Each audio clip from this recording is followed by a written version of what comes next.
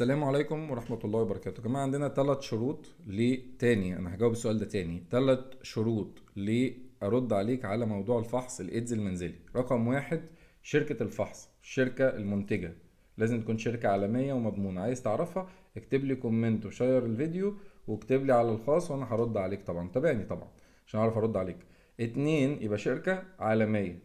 2، ان يكون التحليل وصل لك بامان. ليه؟ لانه في عينات، فالعينه اللي هي بتاعت الانتي بودي اللي بتكشف على عندك انتي بودي ولا لا لازم تكون واصله لك سليمه في درجات الحراره المناسبه. فاي حاجه بره او صيني او بتاع الكلام ده كله النتيجه بتاعته ما اضمنها لكش. 3، ان يكون انت عارف تعمل الفحص. يبقى تمام، اتفقنا على 3 شروط. 3 شروط دول توافروا اجاوبك. لكن هتجيب اي حاجه هتقعد تقول لي بقى الخط الايجابي واختفى بعد 10 دقايق ومش عارفه ايه، يبقى انت مش عارف تستخدم التحليل.